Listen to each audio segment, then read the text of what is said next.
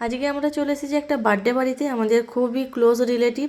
এটা হচ্ছে একটা যা হয়, তো এই জায়েরই ছোটো মেয়ের আজকে 5 ইয়ার বার্থডে সেলিব্রেশান চলছে। তো এখন বাজে 3টে, আস্তে আস্তে আমাদের 3টে বেজে গেছে, কারণ সাংবি গিয়েছিল স্কুলে। ওকে স্কুল থেকে নিয়ে আসতে আসতে 2:30 বাজলো। তারপর ওকে রেডি হয়ে আমি রেডি হয়ে চলে আসলাম, বাড়ির কাছে ছিল বলে তাও বেশি দেরি হলো না। তো ও দোকান থেকে চলে এসেছে।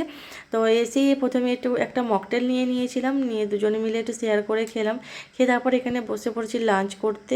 লাঞ্চে কিন্তু প্রথমে ছিল সাদা ভাত, ডাল, আলু ঝুরি ভাজা, লেবু তোপসে ফ্রাই, তারপরে ছিল হচ্ছে বাসন্তী পোলাও, মটন কষা, চাটনি, পাঁপড়, পায়েস, মিষ্টি।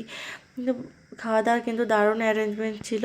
তো সাংবি তো এখানে খুবই খুশি, কারণ সাংবি ওর পাপাকে দুপুরবেলাতে পাই না, নেমন্তন্ন বাড়িতে তো পায় না।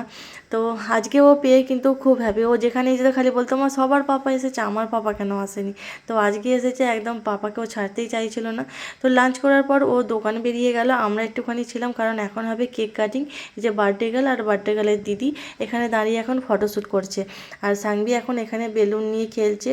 ও একটা ওর পার্টনার পেয়ে গেছে, দুজন মিলে এখন বেলুন নিয়ে খেলতে শুরু করে দিয়েছে চারিদিকে ছুটাছুটি করে। আর এখানে এখন কেক কাটিংও শুরু হয়ে গেছে। তো তার ফাঁকে আমি একটুখানি ছবি আর ভিডিও করে নিলাম। কেকের ডেকোরেশনটা কিন্তু দারুণ ছিল, একদম পিঙ্ক কালারের, আর ও পরেছিল হোয়াইট কালারের একটা অ্যাঞ্জেল ড্রেস। দারুণ লাগছিল কম্বিনেশনটা। আর তারপরে এখানে কেক কাটা হয়ে যেতে সবাইকে এখন কেক সার্ভ করা হচ্ছে।